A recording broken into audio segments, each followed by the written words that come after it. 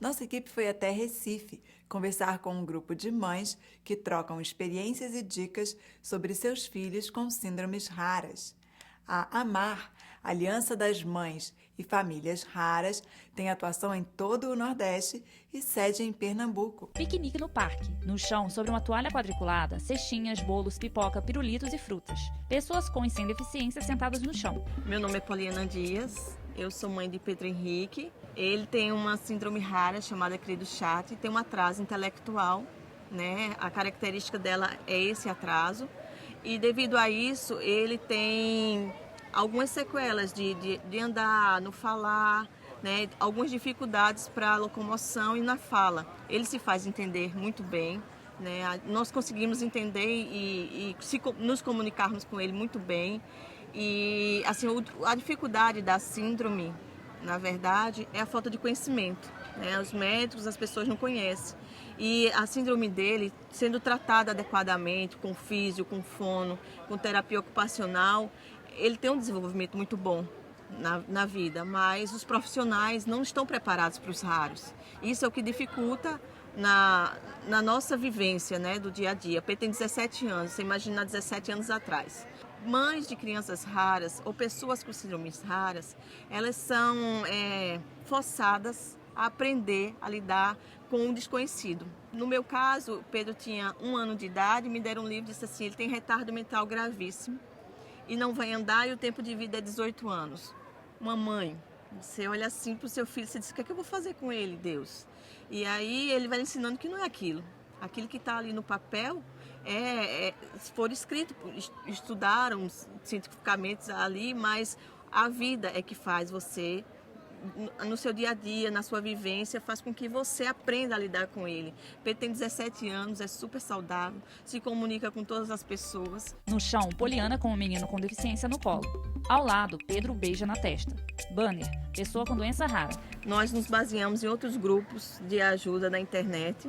Imaginamos que ia ficar como os outros grupos, né? Só na internet, em troca de alguma informação, mas a necessidade foi muito grande de termos um contato físico com as mães, de poder abraçar essas mães, de poder estar junto com elas.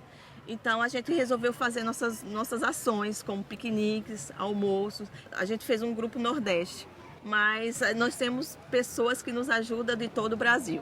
Né? A gente recebe doações. Nós estamos no Recife, né? Mas daqui nós saímos distribuindo para Fortaleza, para Petrolina, Garanhuns, Caruaru. Nós já conseguimos socorrer assim, várias cidades de Pernambuco e também do Nordeste, né? Com doações de fraldas, cadeiras de roda. Isso tudo nós ganhamos e repassamos. O Grupo Amar, ele está no Facebook. Nós temos uma fanpágina do Grupo Amar e também tem um grupo que é o mesmo nome, AMAR, Aliança de Mães e Famílias Raras.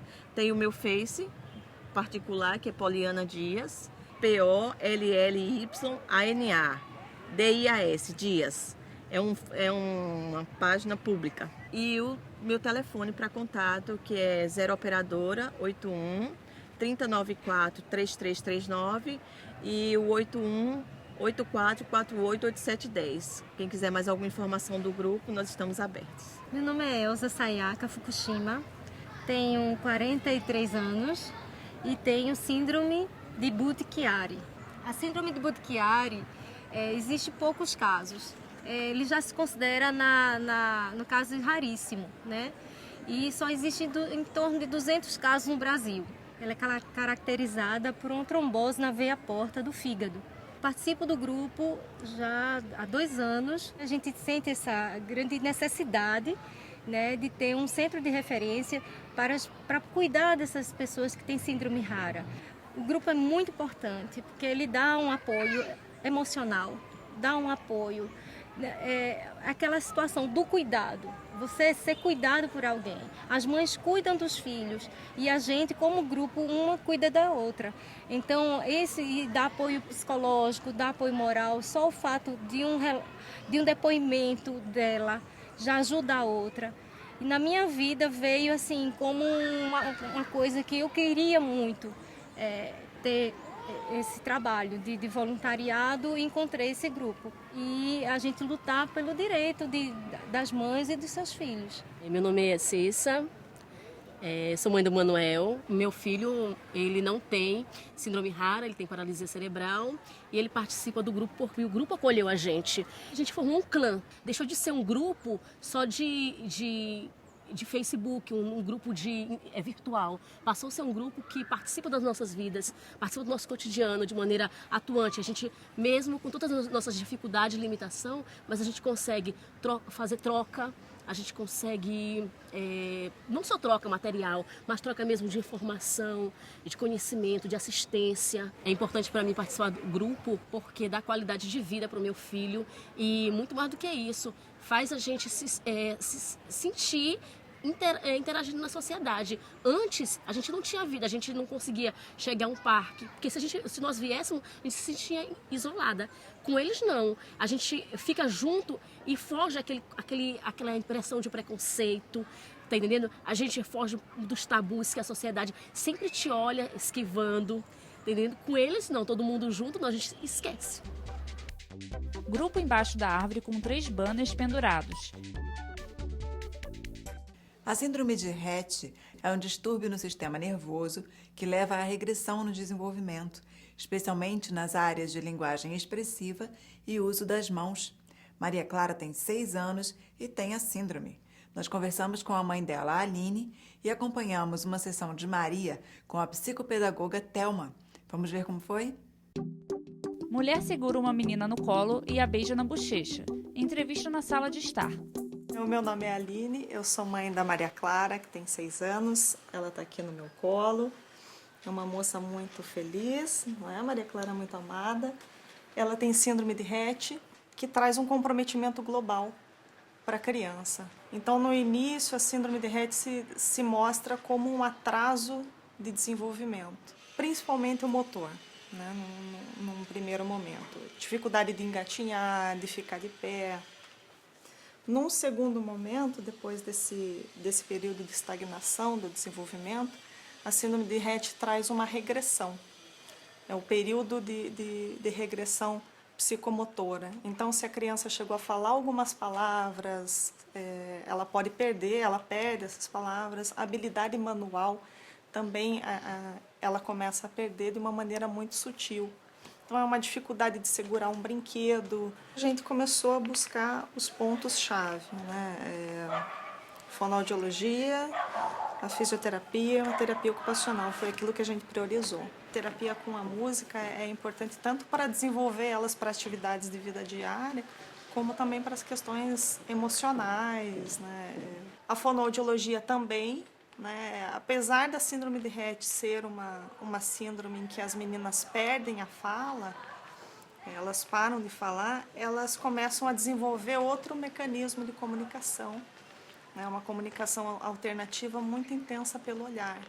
Elas costumam olhar muito aquele objeto que elas querem que você pegue, ajude elas a manusear, né? Então, a questão do olhar na síndrome de Rett também é uma coisa muito forte, muito intensa. No trabalho da psicopedagogia, é feita uma questão tanto dos conceitos básicos que ela vem trabalhando hoje, grande, pequeno, em cima, embaixo, as cores, e também a questão da retenção da atenção, do saber ouvir, a interação com a outra pessoa. Sou Thelma Martins, psicopedagoga da Maria Clara há 3 anos. Nós começamos a desenvolver um currículo sensorial, onde pode favorecer essa questão da relação, da percepção de diferentes sensações, a questão da sensação tátil, auditiva, visual, né? E Maria Clara vem respondendo muito bem com essas questões e também trabalhando os conteúdos pedagógicos da escola maternal. Inicialmente, nós usamos até a questão das escolhas, né? Damos 2 opções, aí Maria Clara escolhe entre uma atividade, ou atividade de bola ou uma atividade de boneca.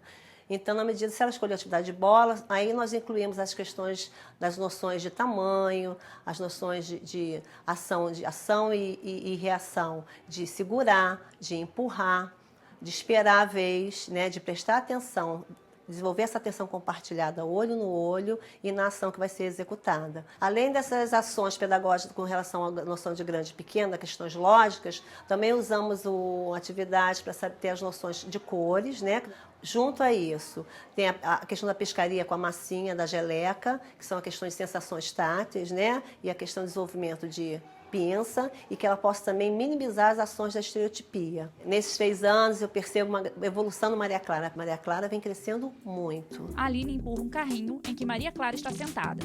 Elas saem do consultório. Para os pais e também para a família toda, né? Para os cuidadores que convivem com essas crianças com síndromes raras e que trazem esse comprometimento, a gente acha que é muito importante ter assim, bastante amor, bastante paciência e resiliência. Vão provavelmente acontecer internações e a gente vai ter que batalhar com relação a um monte de coisa. Então, você ter paciência, você ter essa resiliência e muito amor e estar aberta também para esse desenvolvimento dessa relação entre uma criança que não fala, né, e que não tem uma maneira objetiva de se expressar, de expressar dor, de expressar sentimento, eu acho que já é metade do caminho andado, se não mais. Né, porque essa abertura dessa comunicação entre as pessoas que estão cuidando da criança e a criança é super importante. A Aline continua empurrando o carrinho. Elas passam por um portão de grade. O Instituto Baresi é um fórum nacional sediado em São Paulo para associações de pessoas com síndromes raras. A ideia é melhorar a qualidade de vida, propagar a inclusão social e facilitar o acesso a informações a respeito deste tema. 3 mulheres passam por uma porta de vidro, chegam em uma cozinha e sentam-se à mesa. Meu nome é Adriana Dias, eu sou diretora de pesquisa do Instituto Baresi e eu sou uma pessoa que tem várias síndromes raras. Eu tenho osteogênese imperfeita, má formação congênita nos pés e nas mãos e várias síndromes raras ligadas ao sangue, tanto de coagulação como de trombose. O Instituto Baresi é um fórum de associações de instituições para pessoas que possuem síndromes raras. Então a gente busca a pessoa rara aonde ela estiver.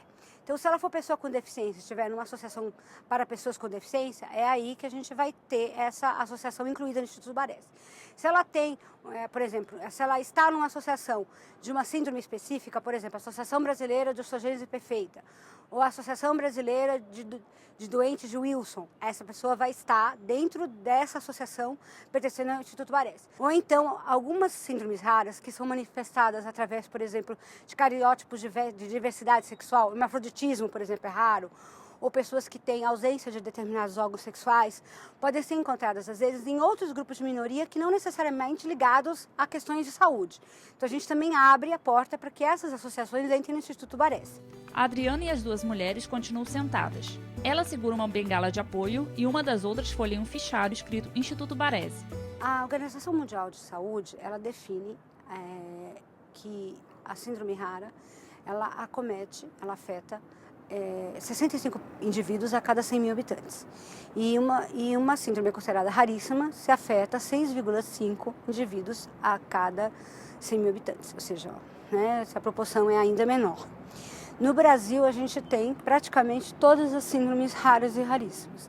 E a Política Nacional de Atenção Integral permite o diagnóstico e tratamento de todas elas. No Brasil, a gente definiu 4 tipos de eixos para as síndromes raras. O primeiro eixo é da malformação congênita. Então, nesse eixo estão a grande maioria das síndromes que não causam nem deficiência intelectual, nem nenhum tipo de perda cognitiva.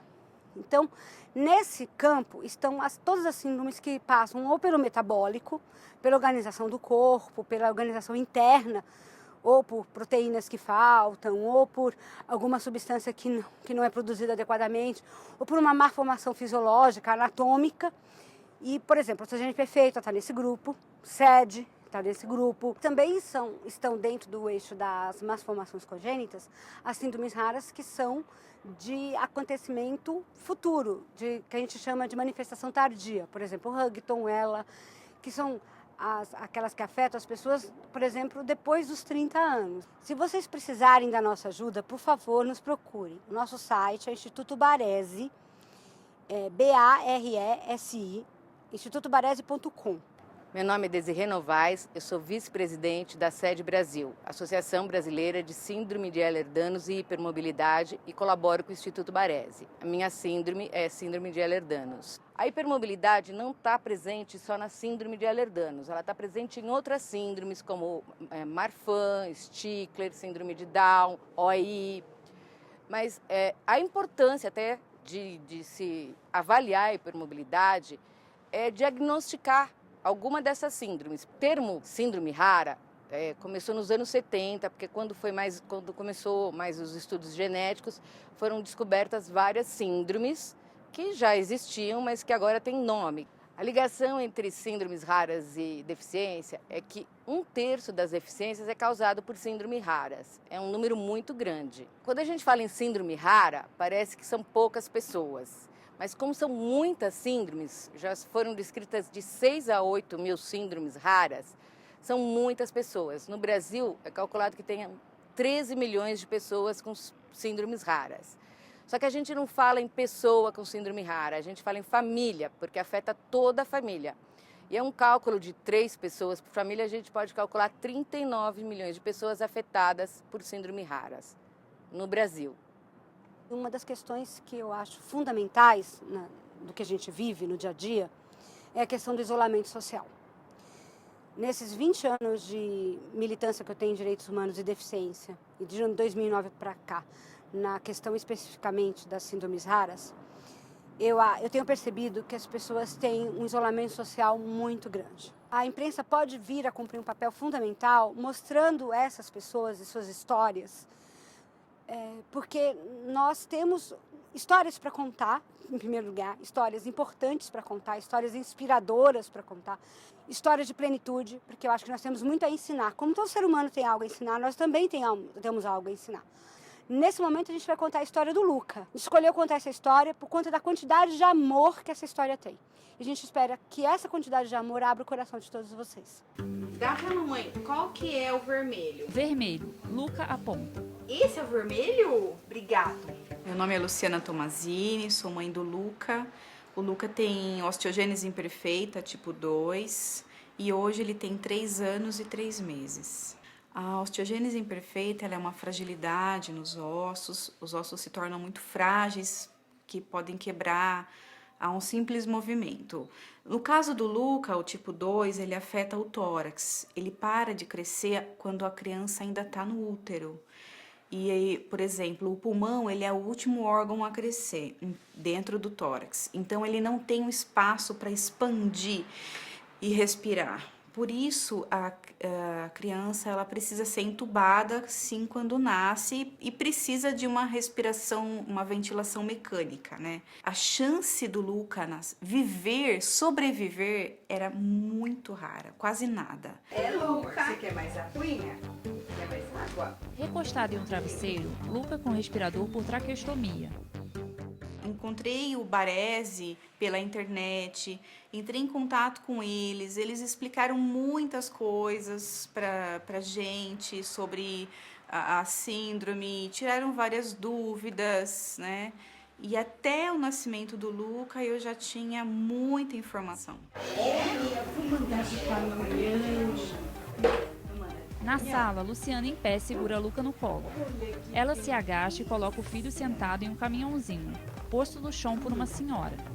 Ele tem um tubo de respiração. Luca tem o rosto triangular de uma criança de 3 anos e o corpo dócil de um bebê. Quando o Luca nasceu, na primeira semana, os médicos plantonistas da UTI, todos pesquisavam, entravam em contato, descobriam o que era a síndrome, é uma síndrome rara, nem todos conheciam, nenhum tinha pego um caso desse, né? E eles falavam, olha, o Luca acho que não tem uma semana de vida, ele tem algumas horas de vida. Então eu vivia aquela expectativa, sabe? Eu saía do hospital, eu sabia que o Luca estava bem, quando eu voltasse no dia seguinte, aí tava aquela cara, as enfermeiras todas preocupadas, meu Deus, o que está acontecendo? 2 médicos do lado da incubadora.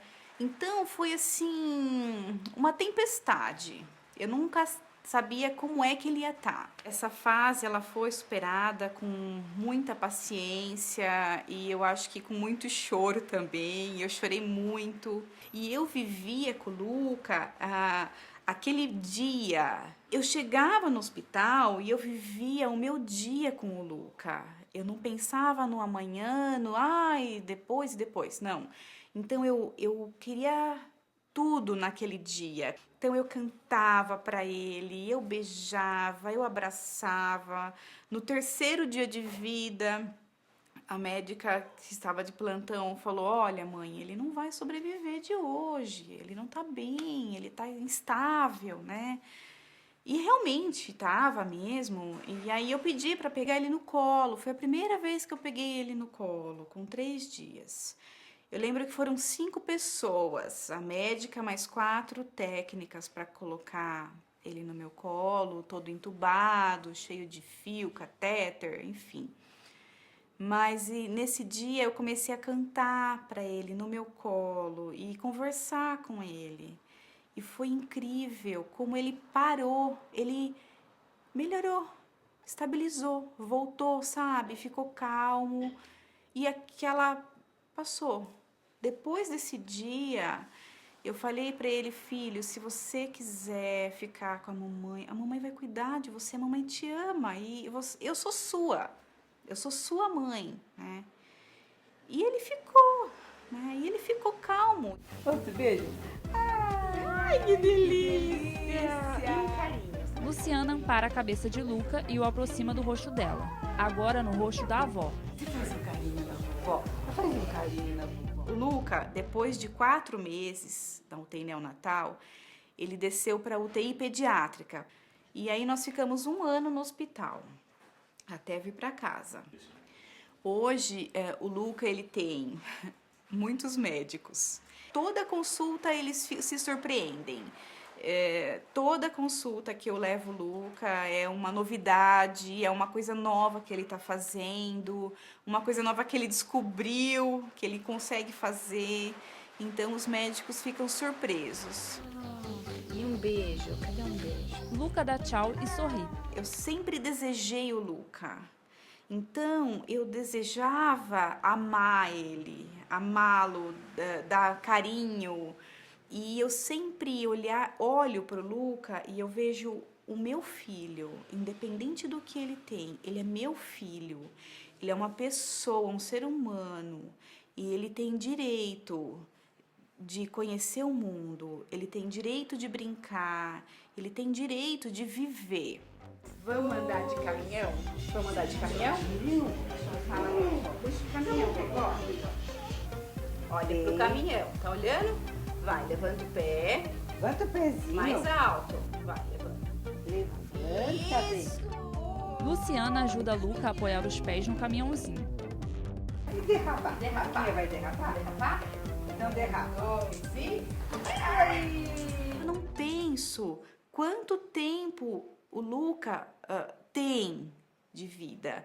Eu não penso, porque se eu pensar, eu vou ficar depressiva, eu vou chorar, né? Então eu vivo o hoje. Eu faço uma programação da semana. Essa semana é médico tal, a terapia aqui, é lá, aqui, assim, pronto. E a gente vai no parquinho brincar, essa semana a diversão vai ser essa, e é isso que eu faço. Então, quando eu olho pro Luca, eu vejo muito amor. Luca no colo de Luciana no balanço.